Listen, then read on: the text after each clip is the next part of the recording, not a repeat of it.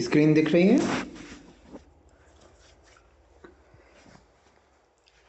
जी भैया जी। चल,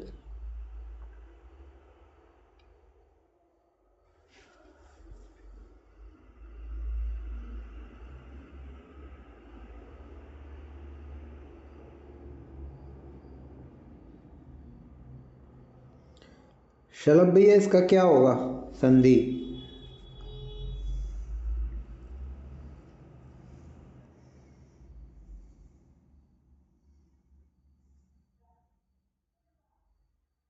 शलभ भैया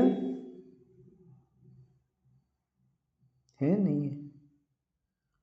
कहाँ गए शलभ भैया? मृदुला भाभी आप बताओ।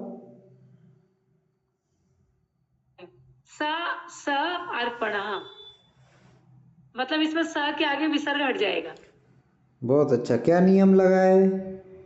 इसमें लिखा है कि स और एश, जो इनके आगे जो विसर्ग होते हैं, अगर आगे आपके आ रहा है या मतलब जिसमें भी स और एश से आएगा तो वो आपका अपने आप ही उसका विसर्ग हट जाएगा। ये नियम था? इसमें नियम तो यही था भैया जी। जब दो भैया जी दो आकार के बीच में विसर्ग होता है तो विसर्ग को ऊ हो जाता है। सह और ऐशा वाला नियम बताओ पहले, क्या नियम था? ये लिखा था भैया स और ऐशा के बाद कोई व्यंजन आता है तो। हाँ, तो ये क्या है? पर ये व्यंजन नहीं है, ये तो वो है, स्वर है। तो सह ऐशा वाला नियम लगेगा? नहीं लगेगा। नहीं लगेगा, ठीक है। सह अर्पणा। नहीं। जी जी। अभी और किसकी आवाज आ रही थी? श्रद्धा, मैंने बोला था। हाँ बताइए, क्या होगा दीदी? जो आपने बताया ना, दो आकार के बीच में विसर्ग होता है तो विसर्ग को ओ हो जाता है। तो क्या हो जाएगा ये? सो और फिर वो वाला लगेगा, जो खंडाकार वाला, स्वरपणा। स्वरपणा, ठीक है। यहाँ पे क्या था? आ विसर्ग और आ, है ना? ठीक है, समझ में आया मृदुला भाभी आपको? हाँ जी, हाँ बिल्कुल समझ में आ गया। क्योंकि आ अपना क्या है? व्यंजन नहीं है ना? व्यंजन नहीं। हाँ। और यदि इसके स्थान पे लिखा होता सह रमेशः, हाँ तब तो आ जाता है, रस व्यंजन है। हाँ, क्योंकि यहाँ पे रा व्यंजन है तो ये क्या हो जाता है? स रमेश। ठीक है, तो जल्दी नहीं करना है, पहले देखना है स्वर है कि व्यंजन, ठीक है? ठीक है जी। ठीक है, हाँ। शलभ भैया आप कहाँ हो कि नहीं हो? ट्रेन में तो नेटवर्क बार बार कट रहा है। अच्छा, ट्रेन में आप? ठीक है, कोई बात नहीं, कोई ये क्या है देखो, हाँ जी, एक और क्वेश्चन देख लेते अपन, थोड़ी सी प्रैक्टिस कर लें। जी।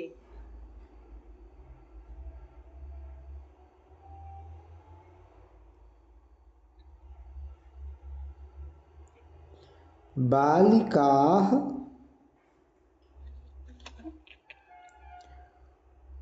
बालिकाः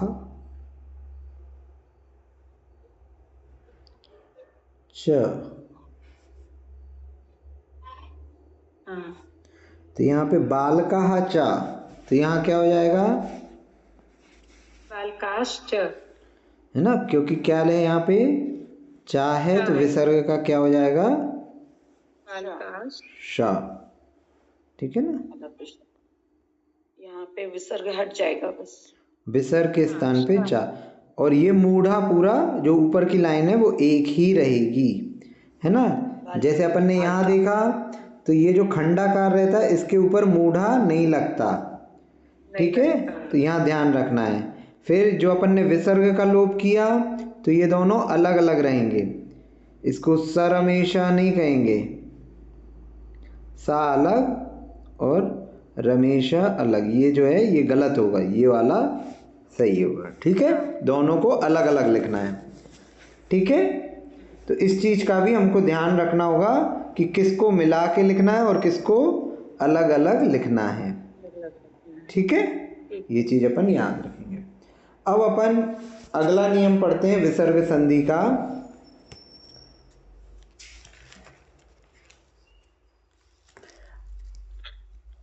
हमने वो कहा था मंगलाष्टक का भेजने के लिए केवल 2 लोगों का आया है, बाकी किसी का नहीं आया। क्या भेजना था भैया जी? मंगलाष्टक का जो 8वां वाला काव्य है उसमें कितनी संधियां हैं, पूरी संधियां तोड़ के, चाहे स्वर हो चाहे विसर्ग हो। आपने होमवर्क नहीं लिखा था उसमें? होमवर्क हमने उसी में बता दिया था क्लास में ही। मैंने अटेंड नहीं की थी ना क्लास, इसलिए। अब देखिए, अब अपन एक और चीज देखते हैं। अपन ने देखा आ के परे विसर्ग हो और फिर आ हो, तो अपन ने पढ़ा था ओ और खंडाकार हो रहा है यहाँ पे। ये नियम तो अपन पढ़ चुके। अब अगला नियम है कि आ के परे विसर्ग हो, ठीक है, प्लस कोई अन्य स्वर हो। अन्य स्वर मतलब क्या होगा, आ को छोड़ के कोई भी स्वर। तो स्वर होते 14, 14 में से एक गया, बाकी के 13 स्वर में से कोई भी हो। आ ई उ ए ऐ ओ औ री ली कोई भी हो तो क्या होगा। ऐसी कंडीशन में विसर्ग का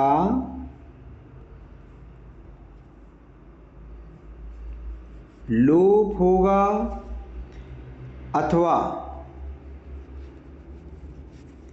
या होगा।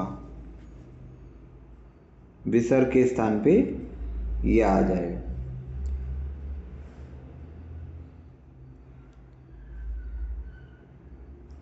ये हो गया आपका नियम। क्या है नियम? कि यदि आ है और आ के बाद कोई अन्य स्वर है, आ के बाद विसर्ग और विसर्ग के बाद कोई अन्य स्वर है, तो विसर्ग का लोप होगा अथवा विसर्ग के स्थान पे या होगा। उदाहरण देखते हैं।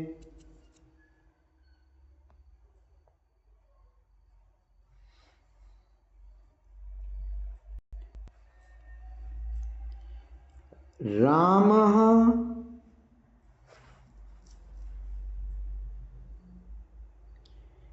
ईश्वरः।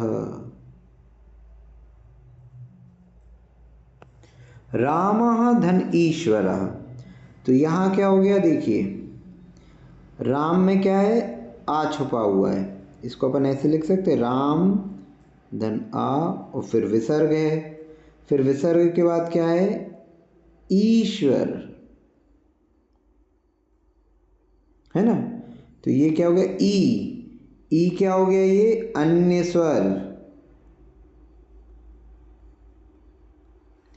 तो यहाँ पर देखिए, यहाँ पर क्या हो गया, आ के बाद विसर्ग और विसर्ग के बाद अन्य स्वर। अपनी याली कंडीशन फुलफिल हो गई।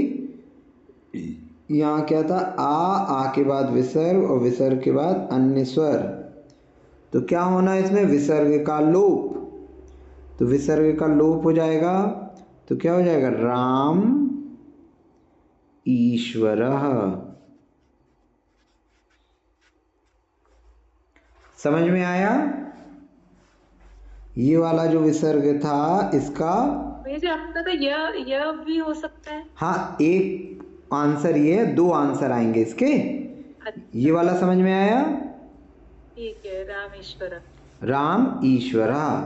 अब इसमें अपन ऐसा कर सकते क्या, राम धन ईश्वर क्या होता है, रामेश्वर। आ और ई मिलके ए हो जाता है, तो ये क्या हो जाएगा, रामेश्वर। ऐसा लिख सकते हैं क्या? तो ऐसा नहीं लिख सकते, ये गलत हो जाएगा। क्यों? क्योंकि एक और नियम है। क्या नियम है? विसर्ग का लोप अगर होगा, लोप पर पुनः संधि नहीं होगी।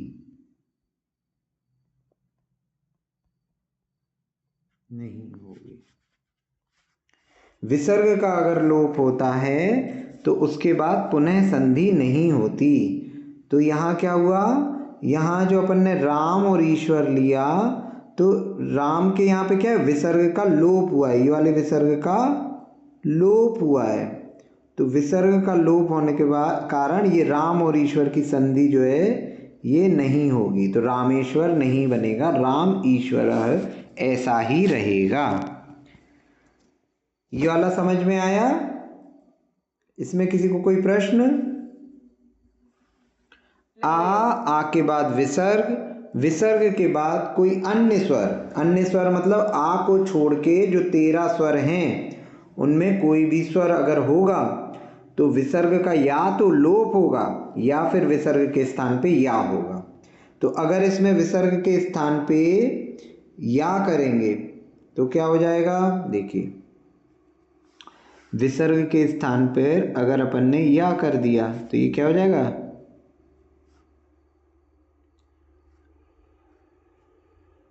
राम देन ईश्वर, तो ये क्या हो जाएगा, राम ईश्वरः। यहां पे इसको क्यों जोड़ दिया, यहां पे तो नहीं जोड़ रहे थे, यहां पे या और ई को क्यों जोड़ा, क्योंकि यहां पे विसर्ग का लोप नहीं हुआ है, विसर्ग या में परिवर्तित हुआ है।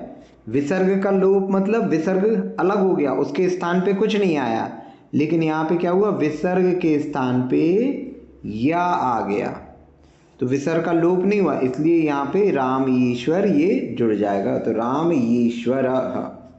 ठीक है, ये समझ में आया? या भी कर सकते हैं और ये दोनों ही सही रहेंगे, कुछ भी लिख सकते हैं इनमें से, राम ईश्वरः भी लिख सकते हैं, राम ईश्वरः भी लिख सकते हैं। ठीक है, समझ में आया ये? हाँ, ऊपर जो अपन ने सूत्र पढ़ा था उसमें विसर्ग को ऊ हो रहा था, फिर ऊ वर्ण ओ से ओ बना रहे थे, उसमें भी तो विसर्जनी का लोप होने के बाद पुनः संधि नहीं होती है, फिर कैसे संधि हो जाती है? नहीं, उसमें विसर्ग का लोप नहीं हुआ, विसर्ग के स्थान पे ऊ हुआ था, जो आप ये कह रहे हो ना, जैसे सह धन अहम, ठीक है, तो यहाँ क्या है, आ विसर्ग आ, तो विसर्ग के स्थान पे ऊ हुआ है और इस आ का लोप हुआ है, विसर्ग का लोप नहीं हुआ है, आ का लोप होके खंडाकार और ये आ और ऊ मिलके ये ओ हुए हैं, तो ये बना है सोहम। है ना, विसर्ग का लोप नहीं हुआ, विसर्ग के स्थान पे ऊ आया है और लोप हुआ है आ का। ठीक है, विसर्ग का अगर लोप होएगा तो संधि नहीं होगी फिर। ठीक है, तो ये राम ईश्वरः, राम ईश्वरः। ठीक है, इसी प्रकार एक दो उदाहरण और देख लेते हैं। क्या ले लें उदाहरण में, आपके मंगलाष्टक से ले लेते हैं। मंगलाष्टक में आप अगर पहला वाला काव्य देखेंगे, अरहंतो भगवंत इंद्र महिताः, तो भगवंत, अब देखो, अब हमें नहीं पता भगवान के रूप कैसे चलते हैं, है ना, अपन ने रूप याद नहीं किए तो अपन को पता नहीं भगवान के रूप कैसे चलते, तो अपन ने देख लिया यहाँ पे। डिक्शनरी को आप उपयोग करना चालू कीजिए। ये डिक्शनरी खोली, इसमें शब्द रूप पे गए, यहाँ पे डाल दिया अपन ने भगवान, भगवान। अब भगवान होता है, क्या होता है हमें पता ही नहीं है, तो हम थोड़ा सा डाल के देखते हैं क्या आता है। तो भगवत आया, तो ये भगवत होता है। भगवत के रूप आप देखिए, भगवान, भगवंतौ, भगवंता। यहाँ पे प्रथमा में आप देखेंगे भगवान, भगवंतौ, भगवंतः ऐसे आया है ना। तो भगवंतः क्या हो गया, इसका बहुवचन, तो यहाँ क्या है, भगवंतः। अरहंतो भगवंतः इंद्र, तो इंद्र लिखा है, तो यहाँ क्या है, ये आ के बाद विसर्ग है और विसर्ग के बाद क्या है, ई है, तो ई क्या हो गया, अन्य स्वर हुआ। अन्य स्वर होगा तो क्या हो जाएगा, या तो इसका लोप हो जाएगा विसर्ग का, या फिर या हो जाएगा। तो यहाँ पे इनने क्या किया, विसर्ग का लोप किया है। तो आप मंगलाष्टक में देखेंगे वहां पे क्या लिखा है, अरहंतो भगवंत, भगवंत इंद्र महिता। तो यहाँ पे जो विसर्ग का है वो उन्होंने लोप कर दिया, तो भगवंत इंद्र ऐसे लिखा है। क्यों, क्योंकि ये अन्य स्वर आ गया ई का। समझ में आया ये?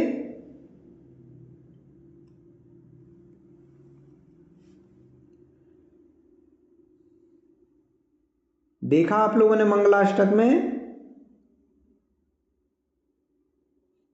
पढ़ते हैं ना, पता है हमें। हाँ ठीक है ना। इसी प्रकार इसकी दूसरी लाइन में अगर आप देखेंगे तो वहां क्या लिखा है, पूज्याः हैं, सॉरी ये वाला नहीं लगेगा अभी, पूज्या वाला नहीं लगेगा। इसके बाद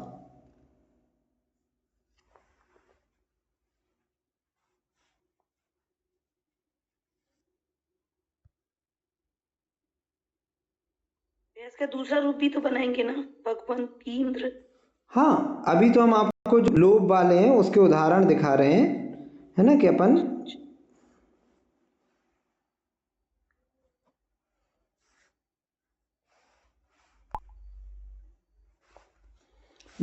और इसमें आपको मिल जाएंगे ये सर्वे जन सिद्धि सूर्य बतास्ते पाठ।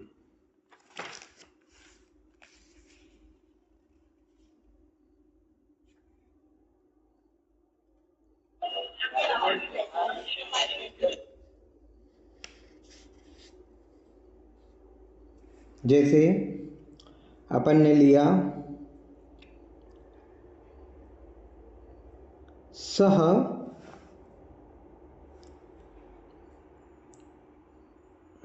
इंद्रः, सह इंद्रः, तो सह के बाद क्या है, ये स्वर है, व्यंजन नहीं है। यदि व्यंजन होता तो सह के विसर्ग का लोप हो जाता। यहाँ पे क्या हो गया, ई, तो आ के परे विसर्ग, विसर्ग के परे अन्य स्वर, तो इसके दो रिजल्ट आएंगे। दो रिजल्ट क्या क्या आएंगे, या तो विसर्ग का लोप होगा, है ना, या फिर विसर्ग का या होगा। तो विसर्ग का लोप भी कर सकते हैं और विसर्ग के स्थान पे या भी कर सकते हैं। तो अगर अपन विसर्ग का लोप करते हैं तो ये क्या हो जाएगा, स इंद्रः, और यदि विसर्ग के स्थान पे या करते तो ये हो जाएगा सय इंद्र, और ये दोनों जुड़ जाएंगे तो ये क्या हो जाएगा, सयेंद्र। तो ये दोनों ही आपके सही रहेंगे। ये समझ में आया? जी भैया जी। भैया जी थोड़ा लाइट दिखाई दे रहा है, मतलब लाइट दिख रहा है? हाँ ठीक है।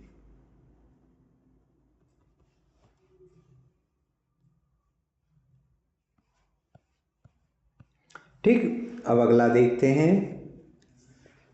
इसका एक आध उदाहरण और ले लेते हैं। जैसे यह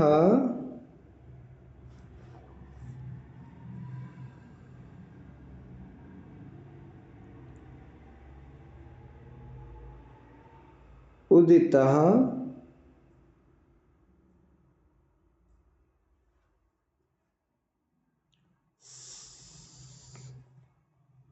अभी तय लेते, यह उदितः, तो यहाँ क्या हो गया, आकार के बाद विसर्ग और विसर्ग के बाद ऊ, ऊ मतलब हो गया आपका अन्य स्वर। तो अन्य स्वर है तो यहाँ पे या तो इसका लोप कर दो या फिर विसर्ग के स्थान पे या कर दो, दोनों आंसर हो सकते हैं। तो लोप करेंगे तो क्या हो जाएगा, य उदितः, और यहाँ क्या हो जाएगा, यै उदितः। तो ये क्या हो जाएगा, ययुदितः।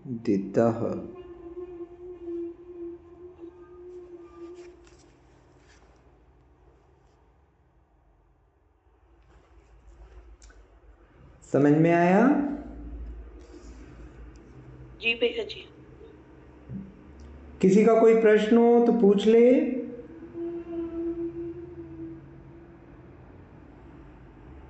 नहीं तो फिर आगे चलें। ठीक है, तो ये वाला नियम आपका पूरा हो गया। क्या नियम है? तो नियम है आपका कि आ के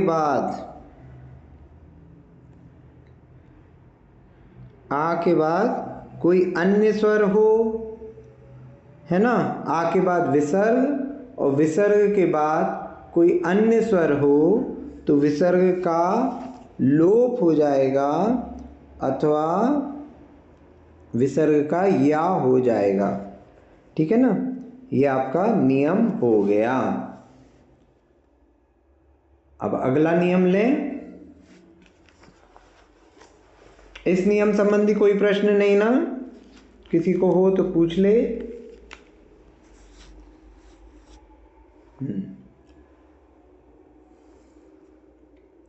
अब देखो, अपन ने 3 चीजें पढ़ ली। एक और रिवीजन कर लेते हैं कि अपन ने क्या क्या पढ़ लिया।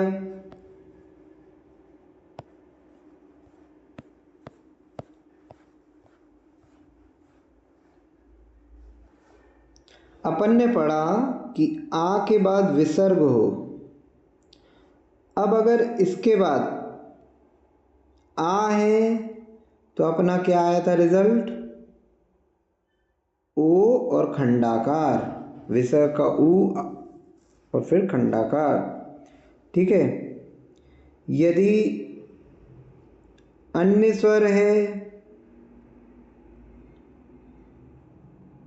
तो अपना रिजल्ट क्या आया, विसर्ग का लोप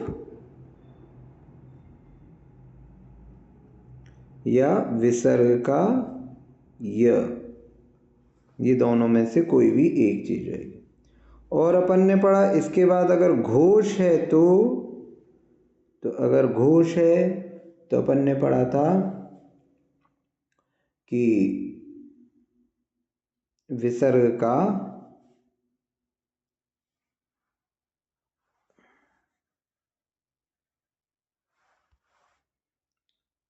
आ प्लस विसर्ग का ओ हो जाएगा, विसर्ग का ऊ और आ और ऊ का ओ। ये 3 चीजें अपन ने आ के बाद अगर विसर्ग है तो ये 3 चीजें पढ़ी थी, जैसे रामः अत्र, तो ये क्या हो जाएगा, रामोत्र। इसी प्रकार रामः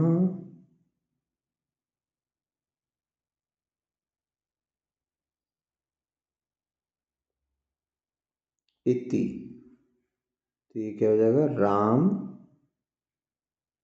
इति या फिर राम यति, दोनों पॉसिबल। और यहाँ पर अगर हमने कहा रामः गच्छति, तो हो जाएगा रामो गच्छति। तो अपन ने जी आपने एक और बताया था कि जो व्यंजन होता है तो विसर्ग का लोप बस होता है, वो अपन ने सह और ईशा में बताया था। अभी अपन नॉर्मल जो आ है, आ के परे अगर विसर्ग है तो आ, विसर्ग के बाद अगर आ है तो क्या होगा, विसर्ग के बाद अगर अन्य स्वर है तो क्या होगा। सर राम इति को मिला दिया आपने, राम इति में राम इति में। सॉरी वो एक लाइन खींच गई, वो अलग अलग है ना। हाँ, राम इति, ठीक है। तो ये अपने 3 केस बन रहे हैं यहाँ पे, या तो आ के बाद विसर्ग के बाद आ होगा, या कोई अन्य स्वर होगा, या घोष होगा। और इन तीनों के नियम अपन ने देख लिए। ठीक है,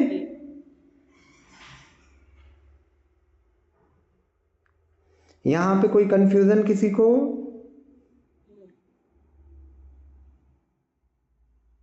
ये तीनों नियम क्लियर हैं?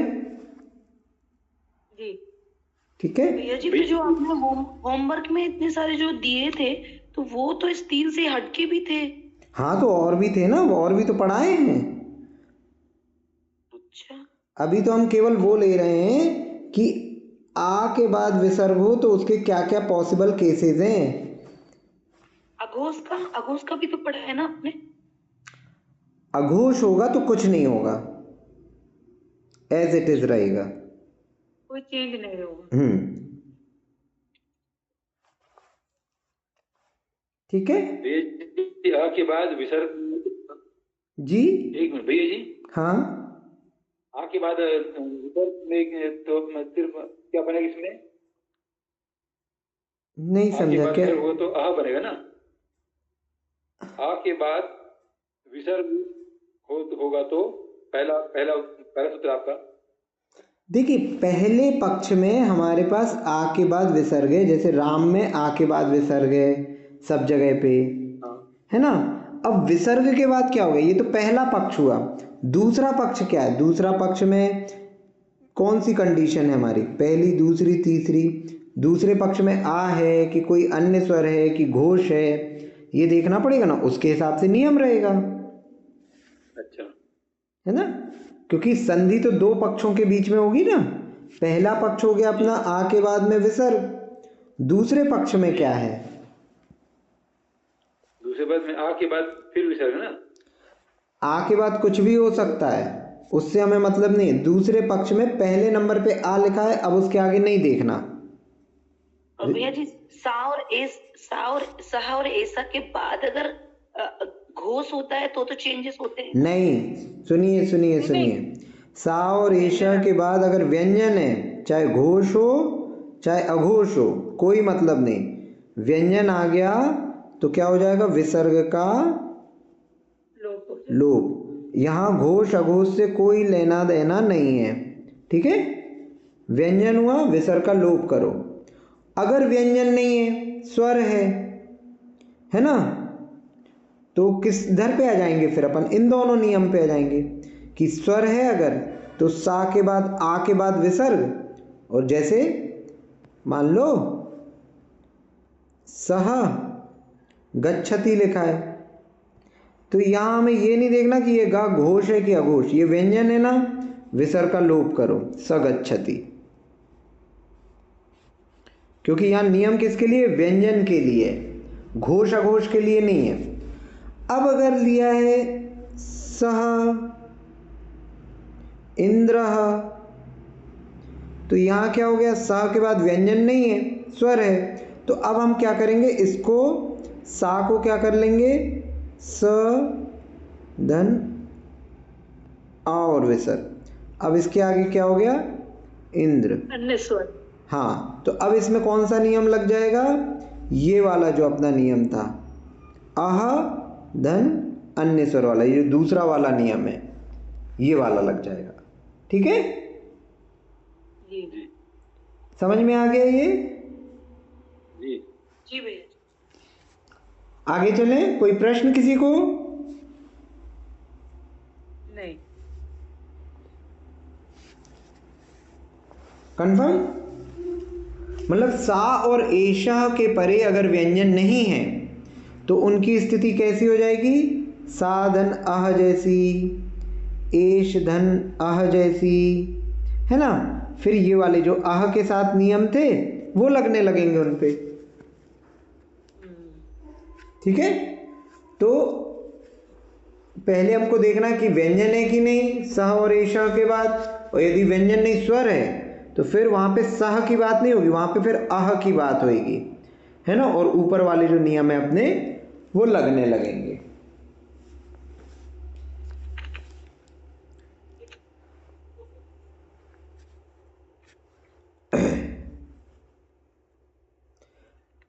अब ये तो बात हो गई अह की।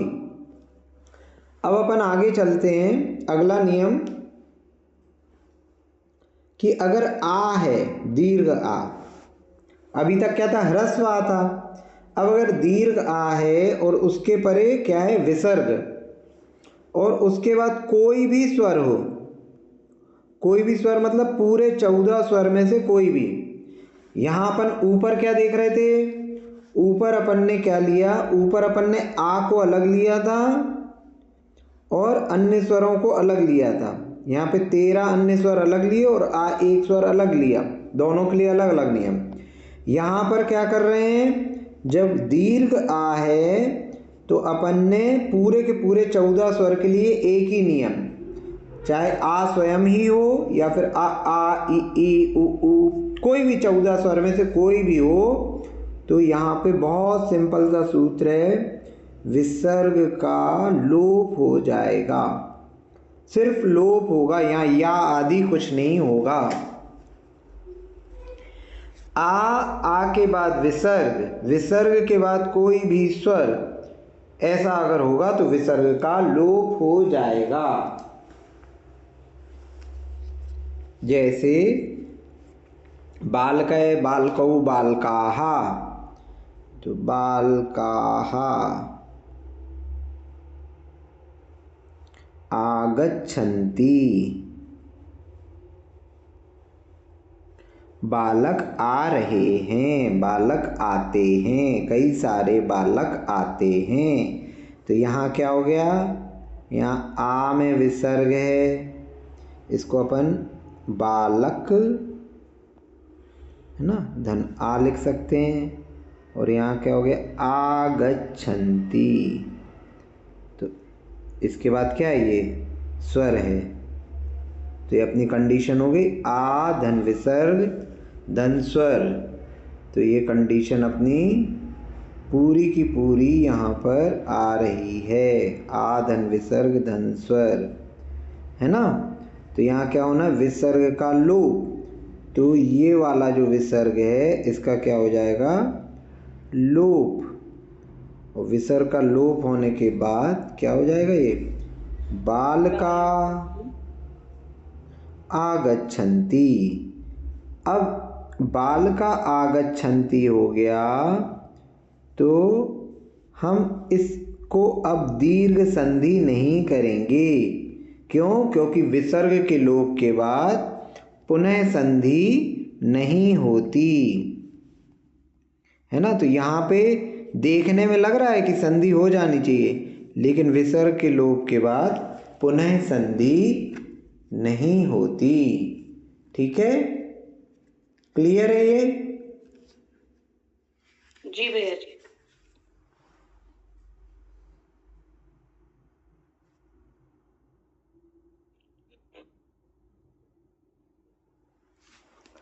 जैसे आपके मंगलाष्टक में जो पहला वाला काव्य की दूसरी लाइन है, मंगलाष्टक में पहले काव्य की दूसरी लाइन क्या दिया है, उसमें आचार्या जिन शासनोन्नति कराह पूज्या उपाध्याय काह। तो वहाँ क्या लिखा था एक्चुअल में, वहाँ लिखा था पूज्याः उपाध्याय का।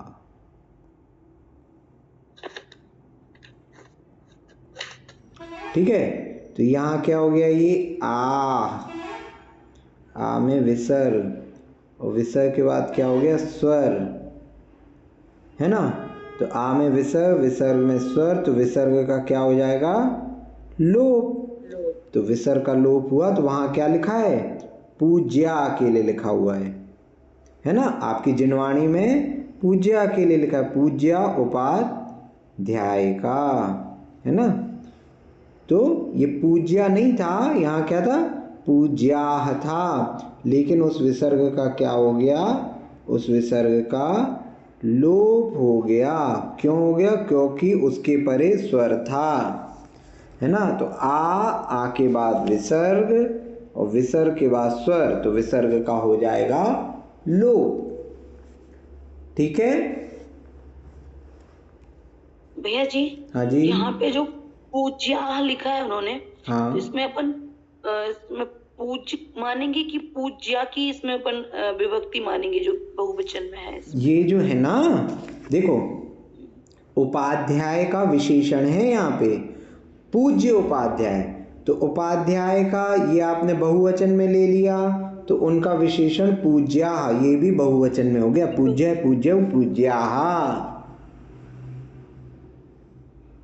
पूज्या पूज्यो। बालक जैसे रूप चलेंगे ना, बालका बालको बालका, बहुवचन में पूज्या। भैया जी स्त्रीलिंग का नहीं ले सकते क्योंकि उपाध्याय जो है वो पुल्लिंग है, इसलिए ये भी पुल्लिंग होगा, ऐसा है? हाँ और क्या जी, है ना। ठीक है। तो अपन का आ के बाद अगर विसर्ग है और उसके बाद कोई भी स्वर हो, कोई भी स्वर, तो क्या होगा, विसर्ग का लोप हो जाएगा, बाकी का पूरा वैसा ही रहेगा। ठीक है।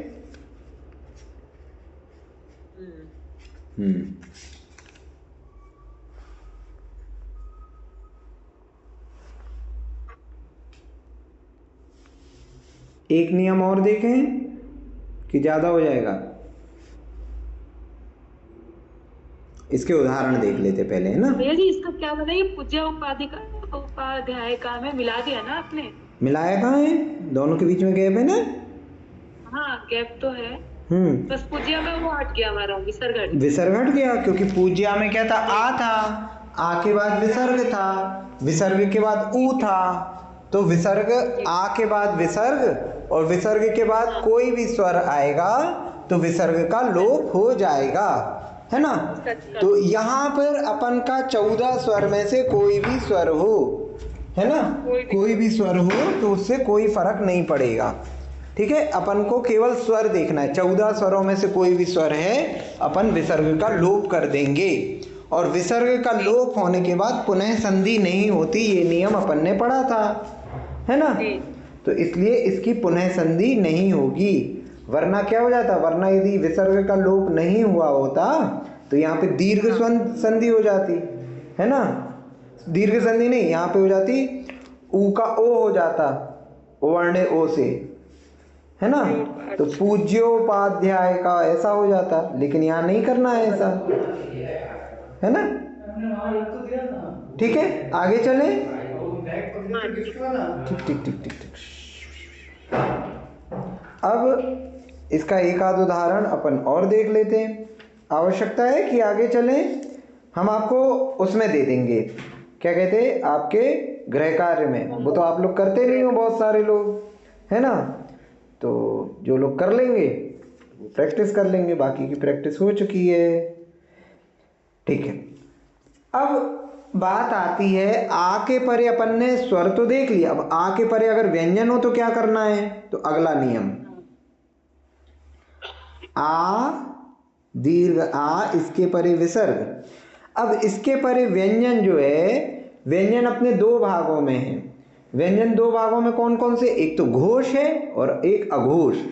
तो यदि आ के परे व्यंजन और व्यंजन आ के परे विसर्ग और विसर्ग के बाद घोष है, तो भी क्या होगा, विसर्ग का लोप हो जाएगा।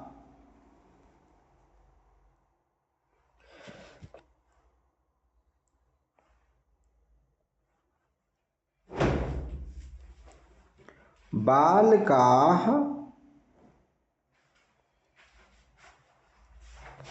गच्छन्ति, बालक जाते हैं। तो यहाँ क्या हो गया, यहाँ बालकाः में आ में विसर्ग है, इसको अपन ऐसे लिख सकते हैं, बालक का में हलंत और आह। ठीक है, धन गच्छन्ति, गच्छन्ति, तो ये गा क्या हो गया, ये गा हो गया घोष, घोष है जी, गा घोष हो गया। तो अब क्या है, आ के बाद विसर्ग, विसर्ग के बाद घोष, तो विसर्ग का क्या हो जाएगा, लोप। तो ये हो गया बालका गच्छन्ति, बस विसर्ग हटाना है और कुछ नहीं करना है। जोड़ेंगे नहीं दोनों को, अलग अलग ही लिखेंगे। बालका गच्छन्ति। तो कभी आपको कोई चीज पढ़ो और आपको ऐसा लिखा दिखे तो ये मत सोचना कि भैया यहाँ पे करेक्शन कर दो, यहाँ पे विसर्ग छूट गया है, तो यहाँ पे आप करेक्शन करवा दो कि भैया 2 विसर्ग लगा दो, यहाँ विसर्ग का लोप हुआ है। ठीक है, कई बार कई लोग करवा देते कि भैया वहाँ विसर्ग लगा दो, मिसप्रिंट हो गया होगा। हम भी कर लेते थे पहले, आप लोग नहीं करना लेकिन। है, समझ में आया ये वाला नियम? जी भैया जी। इसमें किसी को कोई डाउट हो तो पूछ ले। देखो, आ के बाद विसर्ग में अगर स्वर है तो भी लो, और आ के बाद विसर्ग और विसर्ग के बाद घोष है तो भी लो। तो अब आ के बाद क्या बचा? केवल अघोष बचा। क्योंकि देखो, आ के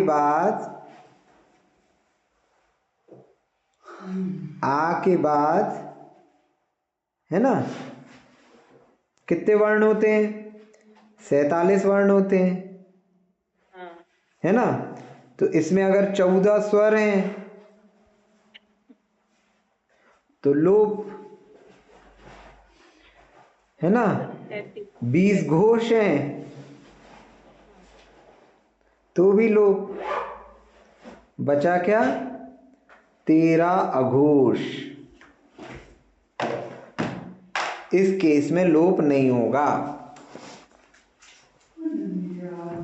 और इन अघोष में भी और आगे नियम लग जाएंगे। अब अघोष में मान लो आपके चा छा है ना, टा ठा है ता था है, तो क्या हो जाएगा? इनके नियम लग जाएंगे कि भैया चा छा के स्थान पे शा हो जाएगा, टा ठा के स्थान पे श हो जाएगा, ता था के स्थान पे सा हो जाएगा। तो इनके नियम लगने लगेंगे, है ना। तो आ के बाद विसर्ग बहुत रेयरली ही लग पाता है, क्योंकि अधिकतर जगह उसका या तो लोप हो जाता है ना। बाकी 13 जगह ही वो बच रहा है, और उसमें उसका क्या हो जाएगा? उसमें अलग अलग नियम चा छा वगैरह के लग जाते हैं। ठीक है, कोई प्रश्न? अब देखो, मंगलाष्टक का 5 मिनट से कर मंगलाष्टक का। हाँ, अघोष में का और खा भी तो डालिए। अभी उसके नियम नहीं आए ना, उसके भी नियम आएंगे अभी। ठीक है ना, अभी इतने के अघोष वाले का नहीं बता रहे हैं। अघोष का नहीं बता रहे हो ना कि अघोष का क्या बनेगा? ये नियम तो दीदी सबसे पहले हुए थे। हाँ, ये तो हो गए, चा छा टा टा ता था तो हो गए। हाँ, और बाकी क्या अघोष का बताएंगे। जी जी है, अभी वो नियम नहीं आए। तो अब अपन पहले थोड़े से उदाहरण देख लें। जैसे आप मंगलाष्टक का 8वां काव्य, उसकी 3री लाइन, देवा यान्ति वशम प्रसन्न मनसा, ये वाला है ना आपका, सर्पोहार लता भवत्य सिलता सत्पुष्पदा मायते संपद्येत रसायनम विषमपि प्रीतिम विधत्ते रिपु। देवा यान्ति वशम प्रसन्न मनसा, क्या लिखा है? देवा यान्ति।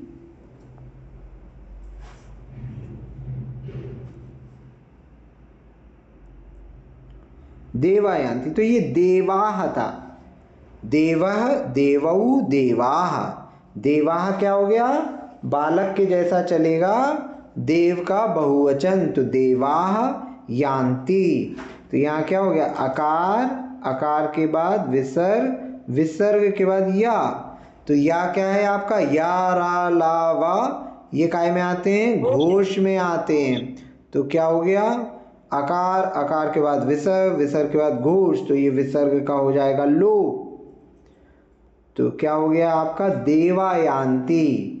जो वहां पे लिखा हुआ है देवायान्ति वशम, तो ये क्या है? देवायान्ति। ठीक है, हमारे तो भैया जी इन्होंने विसर्ग लगा रखा है, विसर्ग तो लोप हो जाएगा ना? नहीं, तो देखिए आपकी पुस्तक में विसर्ग लगा हुआ है। हाँ, तो उन्होंने लोप नहीं किया होगा, लोप हो जाता है बाकी। उन्होंने वैसे विसर्ग के लोप हो जाता है। हाँ, है ना। ठीक है। कौन सी पुस्तक है आपकी? ये मेरी उसकी है, ये प्रदीप है, पूजन पाठ प्रदीप।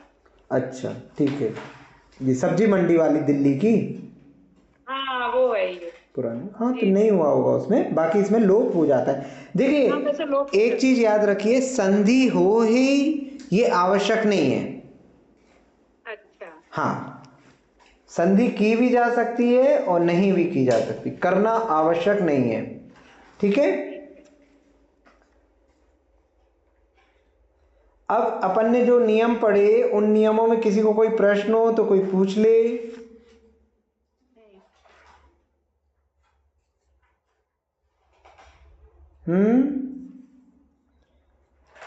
अब देखिए, अब इसी 8वें वाले में मैं पूछता हूं आपसे,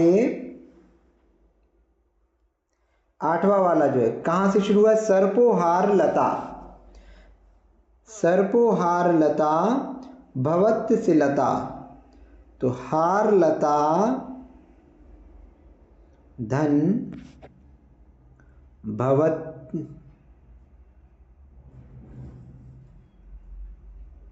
से लता।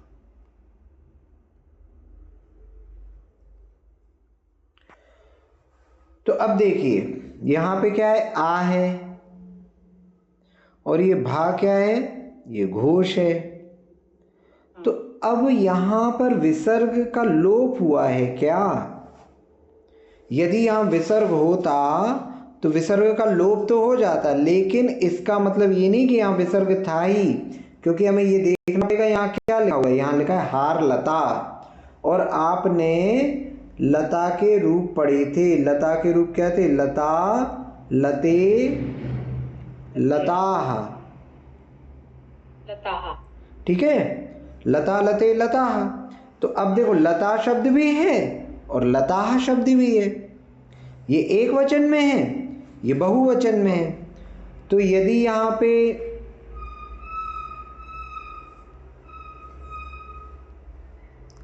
हार लताह होता, फिर भवत्य लिखा होता, तो इसका लोप हो जाता, है ना? हो जाता कि नहीं? क्योंकि भा क्या है आपका? घोष। और यदि ये एक वचन से माने हारलता, भवत्य से लेता, तो यहां तो एक वचन में विसर्ग था ही नहीं। तो अब हमको कैसे पता चलेगा कि यहां विसर्ग का लोप हुआ है कि नहीं? कंडीशन समझ में आ रही है कि विसर्ग होता तो विसर्ग का लोप हो जाता। क्यों? क्योंकि यहां भा है ना? भा है, और भा क्या है? घोष है। तो आकार के बाद विसर्ग और विसर्ग के बाद घोष, तो विसर्ग का लोप होगा। और यदि ये एक वचन में लें तो विसर्ग था ही नहीं, विसर्ग था ही नहीं, तो विसर्ग के लोप की आवश्यकता नहीं। तो हमको कैसे पता चलेगा कि ये लता वाला लता है, एक वचन का है, कि ये बहुवचन का है? कोई बताएगा?